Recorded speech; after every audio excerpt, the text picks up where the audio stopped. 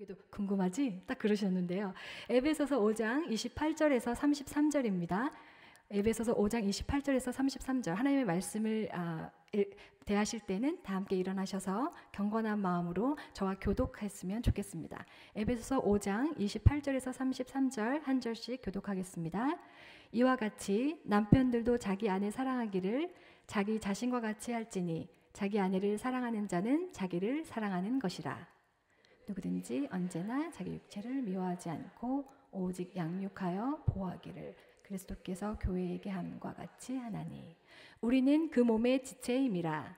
그러므로 사람이 부모를 떠나 그의 아내와 합하여 그 둘이 한 육체가 될지니 이 비밀이 크도다. 나는 그리스도와 교회에 대하여 말하노라. 다 함께 읽겠습니다. 그러나 너희도 각각 자기의 아내 사랑하기를 자신같이 하고 아내도 자기 남편을 존경하라. 아멘. 예, 자리에 앉으시고요. 목사님 나와주실 때 여러분 응원과 축복에 박수해 주시면 좋겠습니다. 감사합니다, 목사님. 감사합니다. 네, 제가 안 내려가는 이유가 있습니다. 왜요?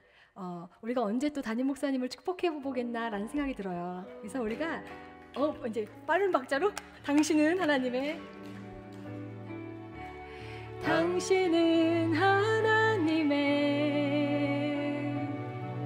언약 안에 있는 축복의 통로 당신을 통하여서 열방이 주께 예배하게 되리. 당신을 통하여 열방이 주께 돌아오게 되리. 당신을 통하여서 열방이 주께 돌아오게 되리. 축복합니다. 감사합니다. 네. 깜짝 놀랐습니다. 우리 향수님들 정말 Isn't this amazing? 진짜 얼마나 어메이징합니까? 지난주보다 더 많이 나오신 것 같은데 아까 우리 중요한 말씀을 해주셨어요. 누가 하셨는지 모르겠는데 간증하신 우리 향수님 말씀하셨던 것 같은데 여러분 이 자리에 나와 있는 이 시간이 영적 전쟁입니다. 사실은 예배는 전투고 예배는 하나님 앞에 올려드리는 가장 강력한 우리의 태도인데 이 향수 예배가 저한테는 이렇게 느껴졌습니다. 그 아말렉 전투를 하게 될 때 여호수아가 군대를 이끌고 나가서 전쟁을 합니다. 아말렉과. 그때 모세는 높은 곳으로 올라가서 손을 들고 기도를 하죠. 그 옆에 아론과 훌이 모세의 손을 잡고 모세의 손이 내려오지 않게 합니다. 왜냐하면 모세의 손이 위로 올라갔을 때 여호수아가 전쟁에서 승리를 했고 피곤하여 모세의 기도하는 손이 내려왔을 때는 여호수아가 여지없이 패배하는 것을 보게 되면서 손이 위로 올라가서 기도하는 손이 번쩍 들려있는 동안은 여호수아가 승승장구했던 것을 우리는 알 수 있습니다. 지금 여러분의 자녀는 전쟁터와 같은 학교에 나가 있고 여러분의 장성한 자녀들은 직장과 또 결혼이라고 하는 그러한 큰 인생의 문제 앞에 그리고 여러분의 남편들은 직장이라고 하는 세상에 나가서 지금 전투를 벌이고 있거든요. 여호수아처럼 나가 있는데 모세처럼 아론과 훌처럼 여러분들이 이곳에서 수요일 오전 10시에 두 손을 번쩍 들고 하나님 앞에 기도를 하면 여러분의 자녀와 남편들이 여호수아처럼 아말렉 전투에서 승리할 것이고 여러분의 손이 내려가 있으면 또 그분들의 힘든 전쟁을 해야 되는 것 아니겠습니까? 이 영적인 픽처링을 확실하게 하시고 사명감 가지고 예배를 드리시면 됩니다. 내가 이 예배하는 이 시간에 우리의 자녀도 우리의 남편도 승리한다.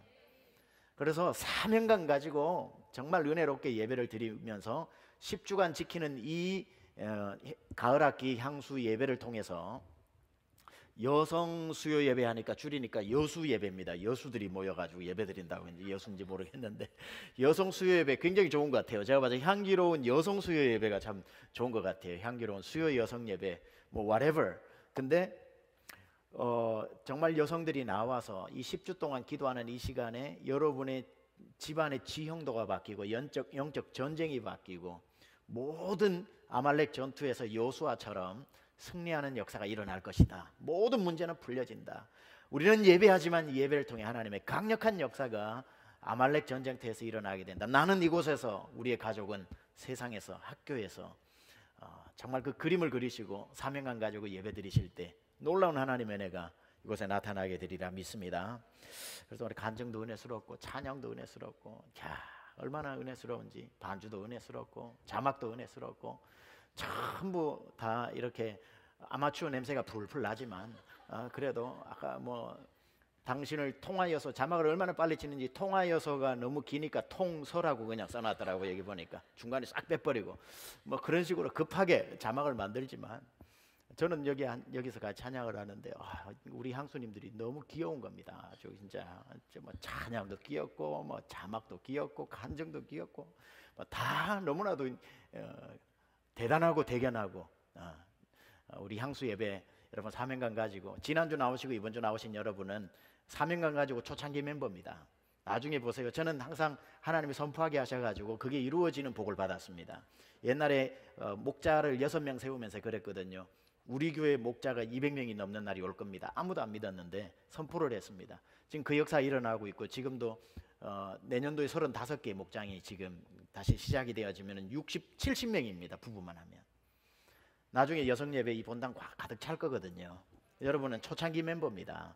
그래서 사명감 가지고 시작을 하시면 영광스러운 달라스의 여성 예배가 여성들의 어떤 사막 같은 곳에 강물이 나고 정말 광야의 대로를 여는 시원한 물줄기 같은 이 예배가 생수로 터지는 그것을 여러분 보게 되실 겁니다. 그래서 이 예배가 그러한 하나님의 은혜가 있는 것 얼마나 감사한지 모르겠습니다.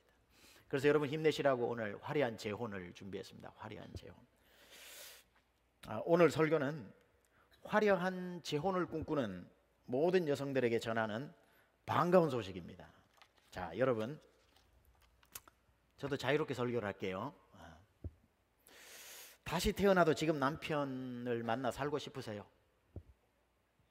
아니면 드라마에서 언제나 등장하는 그 팀장님, 팀장님도 그냥 팀장님이 아니라 그 회사의 후계자인 팀장님이 그 후계자 수업 받기 위해서 우리 팀으로 왔던 그 팀장님,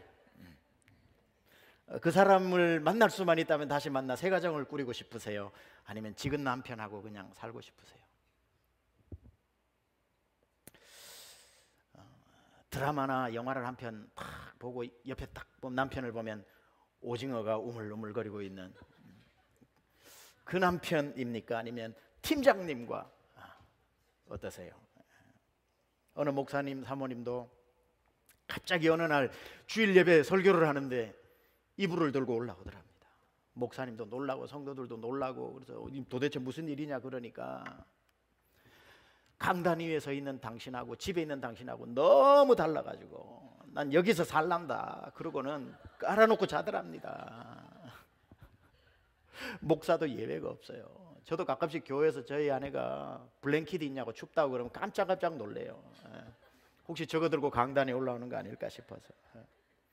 다 마찬가지거든요. 남편들 똑같아요. 남편들은 직업 여하에 상관없이 다 아내들 고생시키는 건 동서고금을 막론하고 다 똑같습니다. 그래서 여러분 정말 수고가 많으시고요. 그래서 다시 살겠냐 그러면은 19은 안 산다고 그러는데 가끔씩 또 살겠다고 하는 분들도 계셔요. 뭐 들은 얘기지만 뭐 충청 대전 어딘가에 그 노인회관에 가가지고 할머니들 모셔놓고 할아버지하고 다시 살겠습니까? 그러니까 다시 태어나도 아무도 손 안 드는데 할머니가 들으셨다잖아요. 얼마나 할아버지가 잘해주셨으면 다시 사냐 그러니까 뭐라 그랬대요? 이날 이때까지 인간 만들어놨는데 누구 좋으라고 나는 자신 없다. 여러분들 지금까지 결혼을 20년 하셨으면 20년 동안 남편 만들어 온 거 아니십니까? 이제는 아까워서라도 산다. 뭐 이런 분들도 물론 계시죠. 그래서 요즘 유행하는 말들이 있습니다. 뭐가 있냐면 한 번씩 들어보셨을 텐데 졸혼이라는 말을 많이 씁니다. 졸혼. 이혼도 아니고 별거도 아니고 졸혼을 많이 한답니다. 이 졸혼이라는 말이 2004년도에 일본에서 유행했던 말인데요. 스기야마 유미코라고 하는 사람이 책을 썼습니다. 졸혼을 권함이라고 하는 책을 써가지고 그게 이제 선풍적인 인기를 얻은 거예요. 졸혼을 권함. 졸혼이란 뭐냐면은 말 그대로 결혼을 졸업한다 이거예요. 결혼을 졸업한다. 그러니까 이혼과는 다른 개념으로 법적으로 부부의 관계는 가지고 있어. 그런데 더 이상 같이 한 지붕 밑에서 부부의 삶을 살 수가 없어서 합의하에 의해서 따로 사는 졸혼, 결혼을 우리 이제 졸업합시다. 학교도 4년 다니면 졸업하는데 졸업합시다 해서 그렇게 법적으로는 여전히 부부의 스테이터스를 유지하지만 따로 산다는 겁니다. 왜 이렇게 졸혼을 하게 됐는가? 뭐 한국에 백일섭 씨가 시작을 하면서 유행이 됐다고 그래요. 예전에는 결혼을 하고 난 뒤에 평균 수명이 짧다 보니까 결혼을 해서 부부로 사는 기간이 한 30년 정도 됐다는 거예요. 한 30년 정도. 그런데 요즘은 결혼을 하고 부부가 사는 시간이 평균 70년이랍니다. 벌써 놀라시는 거 봐요. 이거 어떻게 살지를. 우와, 70년. 그러니까 여성들이 생각하기에는 참고 살기에는 너무 긴 거예요. 이거는 30년이면 버텨보겠는데 70년을 너무 긴 거예요. 의학이 발달해서 빨리 가지도 않고 막 답답해지는 거죠. 한 20년 지나면서부터 아주 50년 남았다 생각하면 20년도 죽음의 세월을 지나왔는데 50년을 남았다고 생각하니까 이 별거와 그러면 졸혼은 뭐가 다른가 이렇게 조사를 해보니까 별거는 보통 부부가 파탄 지경에 이르렀을 때에 하는 거랍니다. 이제 문제가 터졌을 때. 근데 졸혼은 그걸 감지하고 좋을 때 합의하는 거랍니다. 좋을 때 합의해서 문제가 없고 한 2주에 한 번씩 만나서 밥 먹으면서 근황을 묻기도 하고 자녀들 행사가 있으면 참여하기도 하고 이렇게 아주 최소한의 부부의 관계를 유지하면서 따로 산다는 거죠.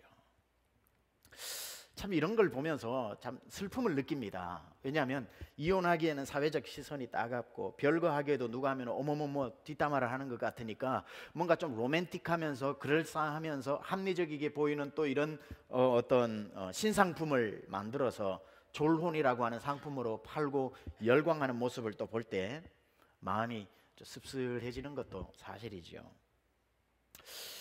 이러한 단어들의 신조어들이 등장하는 것을 보면서 왜 이렇게 가정들이 자꾸 힘들어하고 병들게 될까? 그런데 이제 이 자리에 앉아 계신 여러분들 대다수는 더 어려워졌습니다. 여러분은 이제 예수님을 믿는 신앙인이 되었고 크리스찬들이 되었기 때문에 그분의 명령을 따라 살기로 작정한 분들이기 때문에 어지간해서는 성경에 나오는 대로 살기 위해서는 이혼도 졸혼도 별거도 금하고 있기 때문에 그 길을 선택할 수는 없고 그렇다고 해서 내가 이대로 이 답답함 가운데 살 수는 또 없고 이거 어떻게 해야 되냐 말이에요. 신앙이라도 없으면 모르겠는데 그런 분들을 위해서 제가 오늘 제목을 화려한 재혼이라는 제목을 정한 겁니다. 제목에서라도 힐링 받으시라고. 오늘 여러분을 제가 결혼을 한 번 더 시키려고 합니다.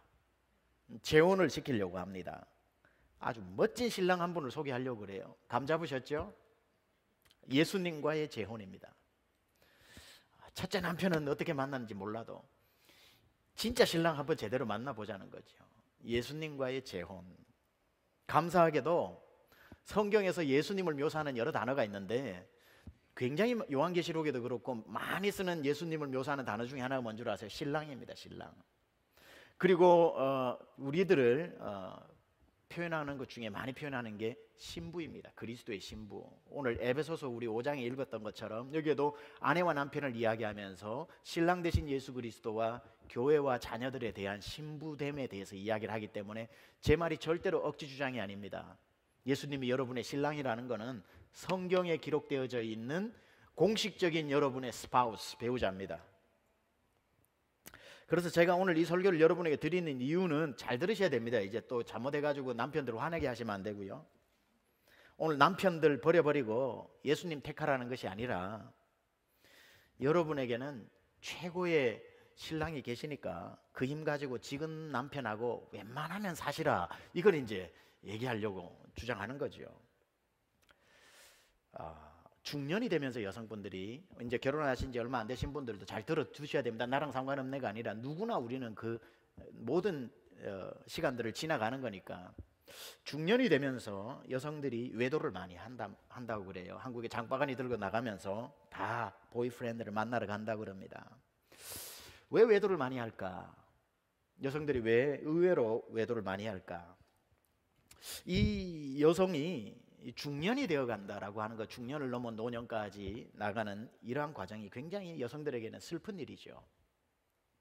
왜냐하면 모든 게 바뀌어 버렸으니까. 결혼하기 전과 결혼 후가 다 바뀌어 버렸으니까 중년이 되어 가면서 몸매가 일단 감당이 잘 안 되죠.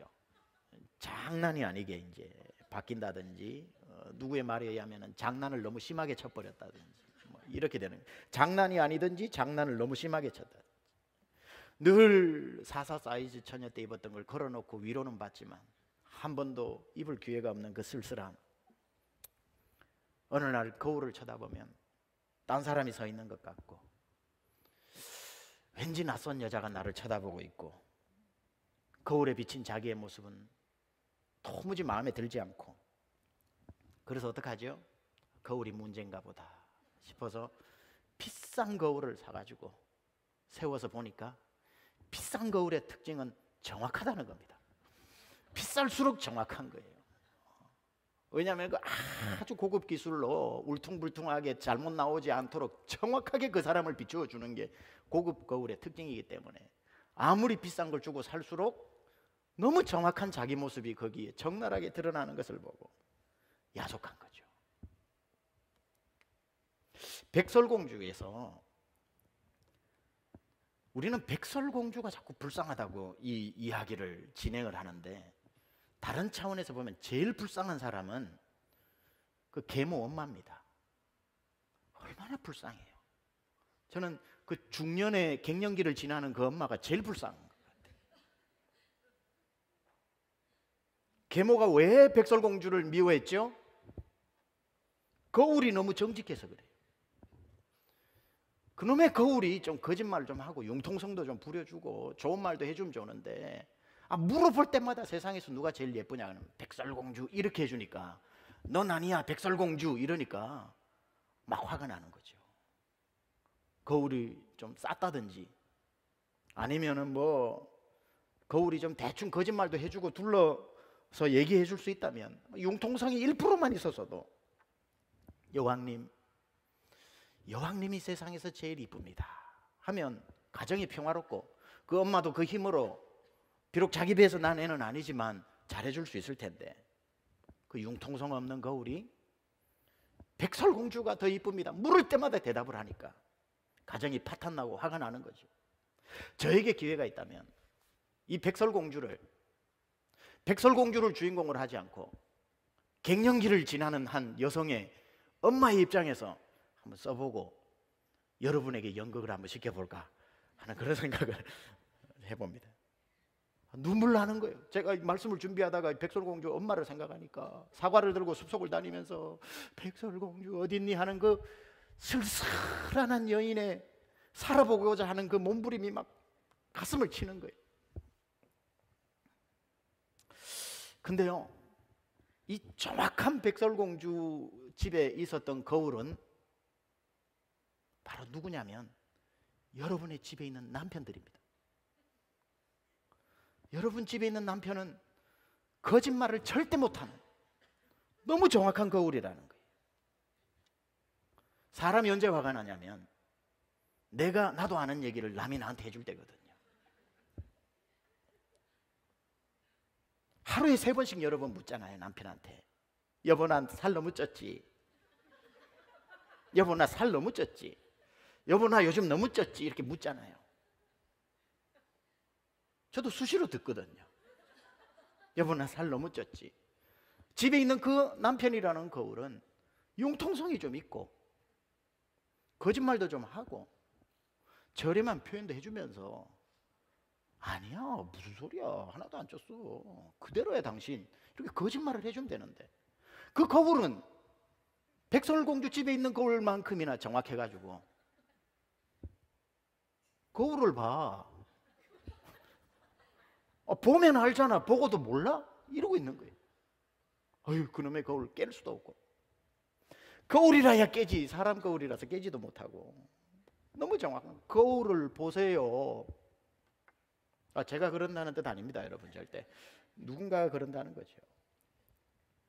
이 여성들은 자기 집에 뭐 몇백 불 주고 사놓은 거울에 비치는 자기 자신, 자기가 봐도 하는 그 거울에 관심이 있는 건 아니죠. 남편이라고 하는 그 눈동자 거울에 비친 자기 모습을 확인하고 싶은 거죠. 여보, 이 거울은 좀 이상하게 나오는데 당신 눈동자에 비치는 거울에 내 모습이 어때? 이걸 묻는 거잖아요. 밖에 나가서는 거짓말도 밥 먹듯이 둘러대는 남편들이 아내의 질문에는 너무 정직하다는 게 문제인 거예요. 멋진 남편은 거짓말을 해주죠. 당신 하나도 안 쪘어. 그대로야. 이렇게 해주는 남편들이 별로 없으니까 알면 좀 빼 이런다든지 이런 식으로 얘기를 하지 말고. 그러니까 여성분들이 보니까 남편한테는 그런 말 들은 소망이 없으니까 제일 나이가 들수록 중년이 가까울수록 많이 가는 데가 어디예요? 고등학교 여고 동창회에 많이 간다고 그래요. 제 말이 아니라 이 김창욱 교수의 말인데, 이분 말에 의하면 여성들이 중년으로 갈수록 여고 동창회에 많이 가는 이유가 있대요. 거기 가면 서로 거짓말을 해준다는 거예요. 보면서 앉기도 전에 감탄을 어머 기집애야 넌 그거 좀 그대로니? 이렇게 얘기를 한다는 거예요. 기집애야 너 어쩜 그러면 하나도 안 쪘어. 어머 이기적인 몸매 이런다는 거예요.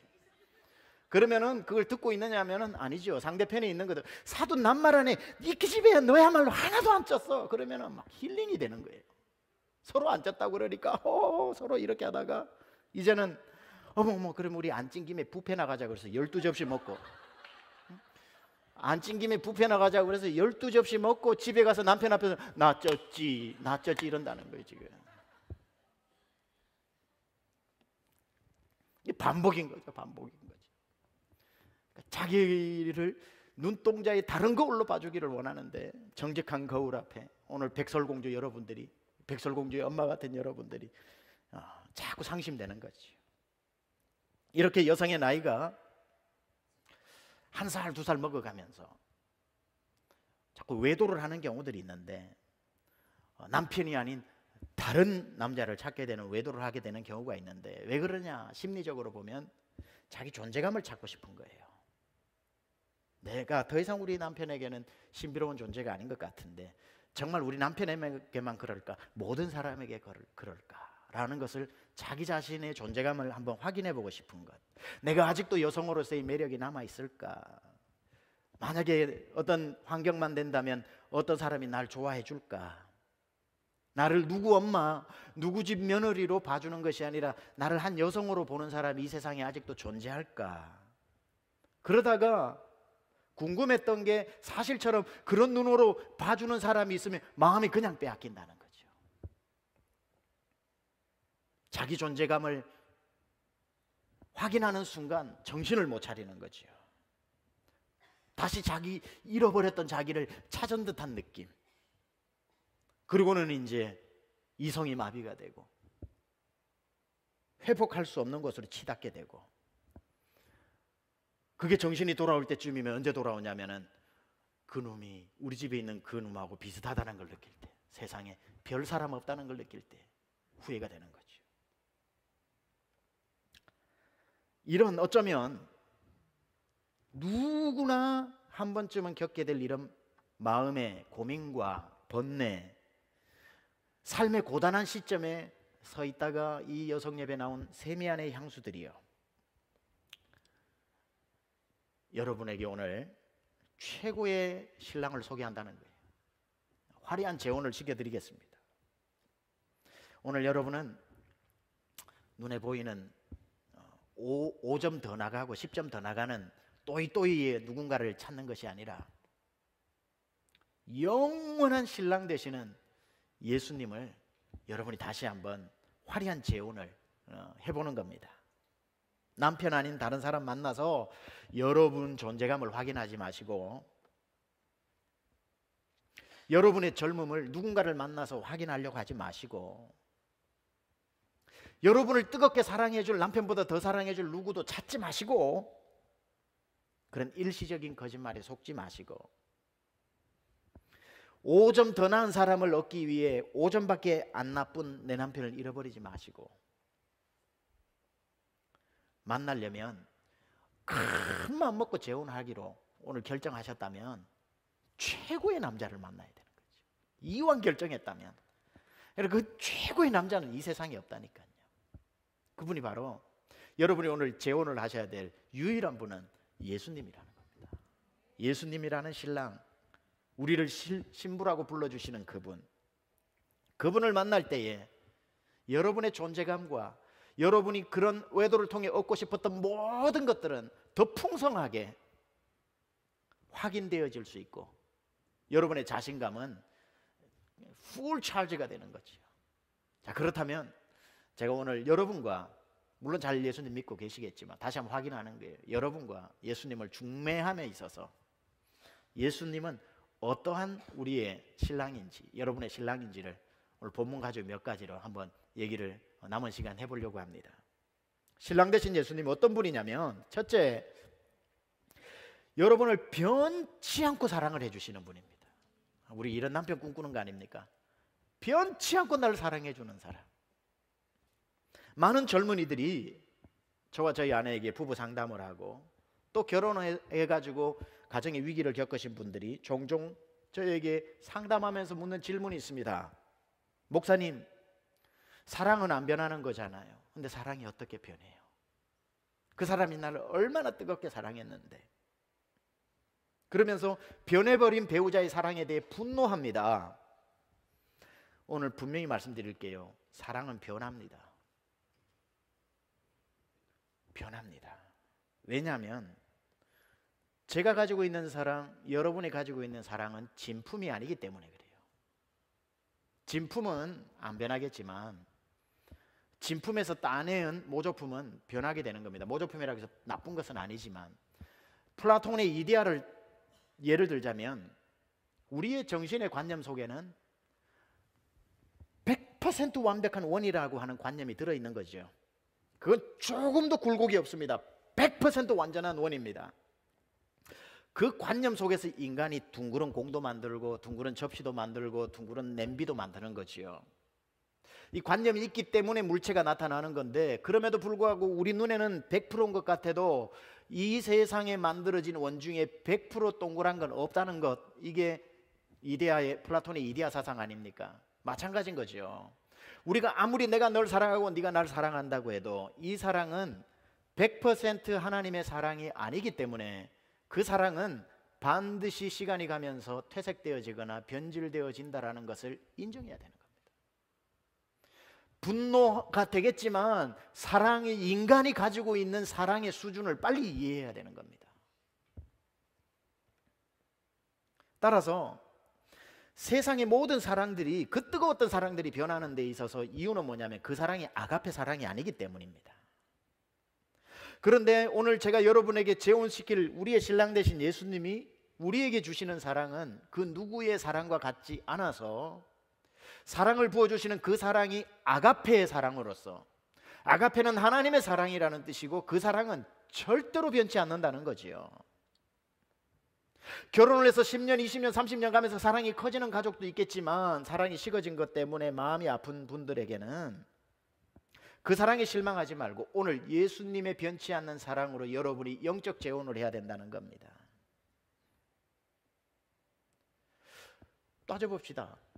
여러분이 신부고 예수님이 신랑인데 여러분은 예수님을 어떤 사랑으로 사랑하시나요? 여러분이, 우리 인간이 예수님을 사랑하는 사랑을 필레오의 사랑이라고 합니다. 필레오의 사랑은 친구 간에 나누는 사랑이고요. 요한복음 21장에 보면 예수님이 베드로야 네가 날 사랑하냐 물었을 때 베드로가 내가 주님 사랑합니다고 할 때 헬라어로 필레오 합니다. 이렇게 합니다. 베드로가 예수님께 드릴 수 있는 최고의 사랑은 친구의 사랑입니다. 그런데 예수님이 물었던 건 네가 날 아가페오 하느냐 이렇게 물었거든요.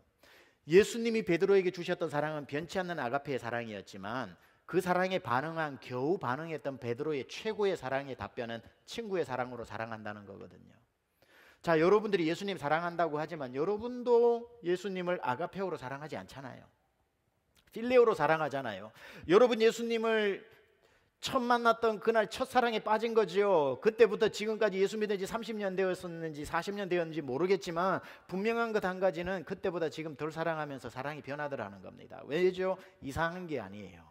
여러분이 예수님을 아가페오로 절대 사랑하지 못하기 때문에 필레오의 사랑은 변화되어지는 겁니다. 더 놀라운 사실은 뭐냐면 그럼에도 불구하고 처음 그날 여러분을 만나 주셨던 예수님의 사랑은 아가페의 사랑이기 때문에 지금도 똑같이 사랑해주고 계시다는 거예요.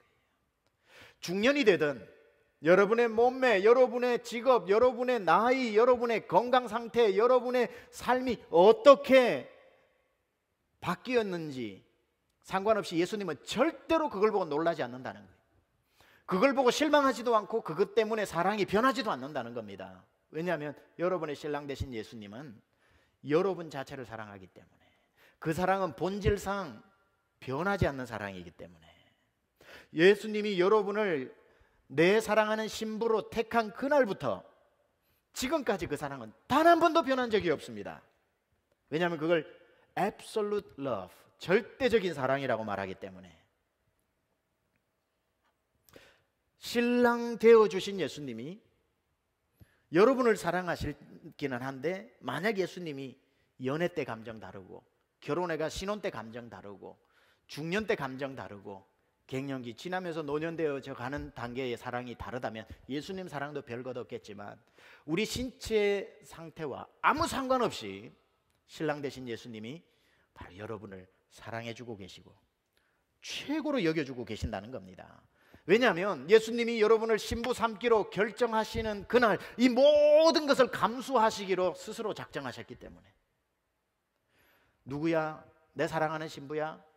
너의 삶이, 너의 신체가, 너의 건강이 속수무책으로 변화되어져도, 장난 아닐 때에도, 장난이 심할 때에도 나는 너를 그대로 사랑하기로 내 스스로와 결정했다 라는 그 변치 않는 사랑으로 여러분을 사랑해주고 계시는 겁니다. 마치 호세아서에 나오는 음탕한 고멜을 사랑한 호세아처럼, 음탕한 고멜은 계속해서 남편이 있음에도 불구하고 스트레스로 나갑니다. 그리고 다른 사람을 만나 다른 사랑에 빠집니다.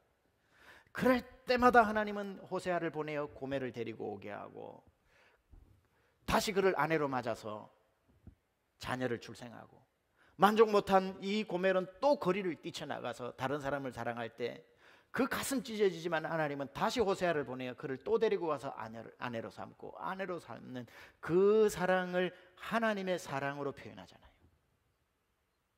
우리는 하나님 앞에 물론 그런 어떤 육적인 다른 어떤 삶의 외도나 간음이 아니라 할지라도 예수님을 향한 우리의 영적으로 예수님의 사랑이 식어서 세상을 바라보고 이걸 바라보면서 늘 세상에 가 있을 때 하나님은 단 한 번도 우리를 포기하지 않고 다시 데리고 와서 신부 삼아주시고, 다시 데리고 와서 신부 삼아주시면서 우리를 향한 사랑이 절대로 변치 않는 그 사랑, 그 신랑, 그게 바로 여러분의 신랑 되어주신 예수님의 사랑이라는 겁니다. 따라서 앞으로 그런 분 없겠지만 지금 내가 살고 있는 배우자보다 5점 높은 사람에게 마음 쏙 뺏기지 말고, 그런 시시한 일에 여러분 인생을 도박하지 말고 마음 뺏기려고 들랑 이런 변치 않는 신랑 되신 예수님께 홀딱 빠지시면 다른 생각 하나도 안 들고 지금 같이 사는 남편 얼마든지 같이 손잡고 갈 수 있는 힘이 거기서 또 생기게 되는 겁니다. 신랑 대신, 제가 중매를 하는데 두 번째 신랑 대신 예수님의 특징이 뭐냐면 신부를 영광스럽게 여겨주는 신부입니다. 신랑입니다. 오늘 읽었던 27절에 보면 예수님이 신부된 교회를 영광스럽게 하셨다는 표현이 나오거든요. glorious 하겠다는 겁니다. glorious 하게. 자, 이 말은 뭐냐면은 티나 주름 잡힌 것이나 다 없이 깨끗하게 거룩하게 해서 영광스럽게 했다라고 해서 신랑 대신 예수님이 오늘부터 여러분 앞에 나타나가지고 옷 고쳐 입어. 여보, 화장이 그게 뭐야? 머리는 너무 왜 그래? 신발은 발톱을 왜 그런 색깔로 했어? 해서 흠없는, 점 없는 티 없는 거룩한 여인으로 아주 무서운 남편이 지적질이라고 하죠.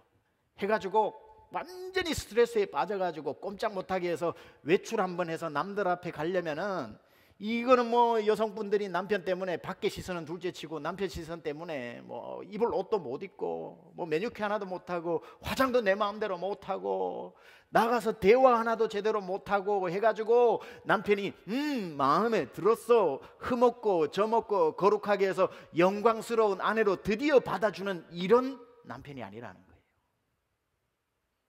여기서 흠없고 점없고 영광스러운 아내로 만들어 그를 글로리어스하게 만들었다고 하는 의미는, 내가 다 지적해줘서 드디어 예수님 마음에 맞게끔 고쳤다는 뜻이 아니라, 이 말에 그대로 할 것 같으면은 내가 당신의 남편 되기로 작정한 이상 그 모든 점과 흠과 부족한 부분은 내가 다 지고 십자가에 가져가면서 당신의 모습 그대로를 내가 영광스럽게 봐주겠다는 거예요.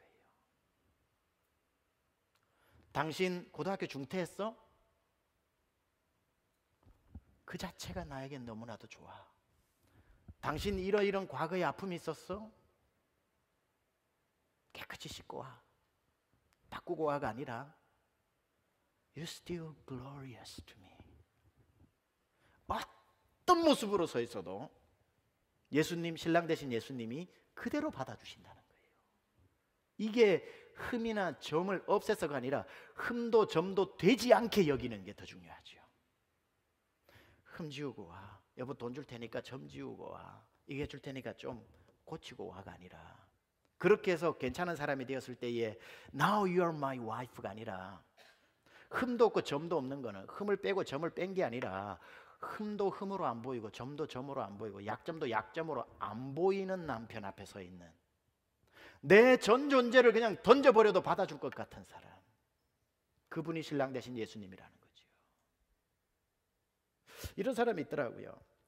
세상에는 미스 코리아와 결혼해놓고도, 여러분 같은 분들 미스 코리아, 다 미스 코리아 수원, 울산, 뭐 경주, 춘천, 원주, 뭐 강릉 다 하니 우리 교회 딱 그죠? 여러분들 미스 코리아 출신들이시잖아요. 미스 코리아와 결혼을 해놓고도 남편이 말이죠, 어디 데리고 나가기에 자신 없어 하는 사람이 있어요. 옷이 그게 뭐야? 치마가 왜 그래 짧아? 웃으면 왜 그렇게 예뻐? 왜 목걸이를 그렇게 크게 하고? 귀걸이는 뭐 버스 타는 손잡이야 왜 그렇게 큰 거래?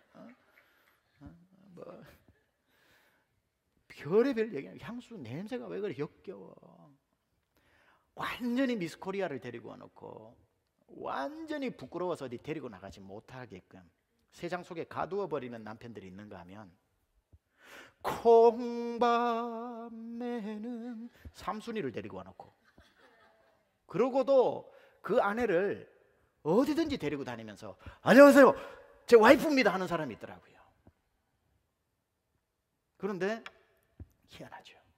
미스 코리아도 아까 그런 남편하고 있으면 정말 못나 보여요. 콩밤매는 삼순인데도요, 밤매다가 시집 갔는데도 안녕하세요 제 와이프입니다 하니까요, 그 와이프가 글로리어스하게 보이는 거예요. 남편의 당당함 속에서 그 여인의 가치가 매겨지더라고요. 우리 주님이 신부 되신 우리를 대하는 태도가 그거라는 거예요.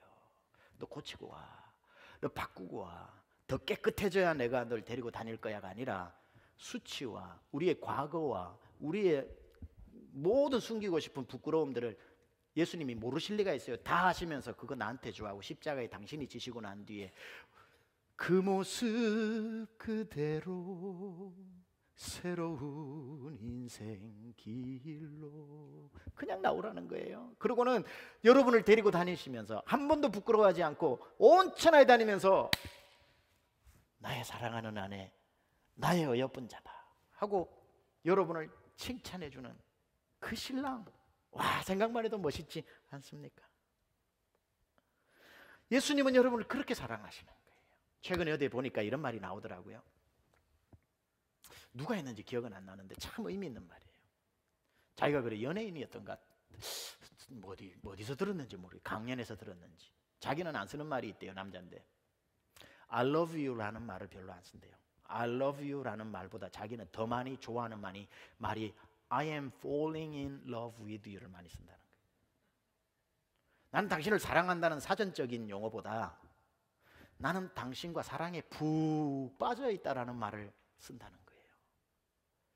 Jesus doesn't love you. He is falling in love with you. 여러분을 그냥 사랑하시는 게 아니라 예수님은 신부인 여러분의 사랑에 빠져 계십니다. 그분은 그냥 빠져버린, 어쩔 줄 몰라 하는 거예요. 막 너무 좋아가지고. 지금 여러분이 신랑 되신 예수님께, 우리 이 여성 예배 여러분들이 그 사랑을 받고 있는 거예요. 지금도 그 사랑 받고 있지요. Falling in love with Jesus. 여러분도 빠지고 예수님도 빠진 그 사랑. 마지막으로 신랑 되신 예수님이 어떤 신랑이냐 궁금하시죠? 첫 번째는 뭐라고요? 변치. 기억하시네. 저도 까먹어버렸어요 순간적으로. 변치 않는. 두 번째, 영광스럽게 해줘. 저 해놓고도 다 까먹네. 세 번째, 신부를 성장시켜주는 남편입니다. 성장시켜주. 오늘 29절에 보다 보면은 딱 제 눈에 들어온 한 단어가 있어요. 오직 양육하여 보호하기를, 이렇게 나옵니다. 신랑이 신부를 양육해줬다라고 하는 단어가 나오는데, 이게 영어로 he feeds, 먹이다라는 뜻이고요. 헬라어로는 에크트레포라고 하는데, 이건 뭐냐면 I bring up, 엄마가 아기를 키우듯이 신랑 대신 예수님이 신부를 키워주신다는 거예요. 여러분, 자녀를 키울 때 여러분들 자녀의 가능성을 엄청나게 키워주려고 부모들이 몸부림치지 않습니까? 신랑 대신 예수님이 신부를 그렇게 한다는 겁니다. 에크트레포 한다는 거예요. 여러분을 키워주신다는 거. 그래서 신랑 대신 예수님은 여러분이 신랑 잘 만나고 못 만나고에 따라서 그 아가씨 처녀 시절에 가지고 있었던 모든 그 재능들을 다 파묻어버리고 사는 사람도 있는가 하면, 좀 잘 만나면 다 캐내서 사는 사람도 경우에 따라, 정도의 차이에 따라서 있겠지만, 신랑 대신 예수님을 만나면 여러분을 만드실 때에 넣어놓았던 모든 은사들을 예수님이 bring up, 그걸 그냥 개발시켜 주신다는 거예요. 예수님을 만나면 여성들은 은사가 막 살아나는 거예요. 여러분, 정말 시집 와서 사시면서 여성으로 살면서 대학 전공도 까먹고 살잖아요. 무슨 전공했더라? 그만큼 내 모든 걸 잊어버리고 사는데, 예수님 만나고 나면요, 옛날에 배워두었던 주보 만드는 기술에서부터, 옛날에 내가 7년 전에 배워놨던 드럼 실력에서부터, 옛날에 내가 배워놨던 기타 실력에까지 모든 것들이 막 나타나기 시작하는 거죠. 신랑 대신 예수님 잘 만나면 우리의 그 은사들이 막 살아나는 겁니다.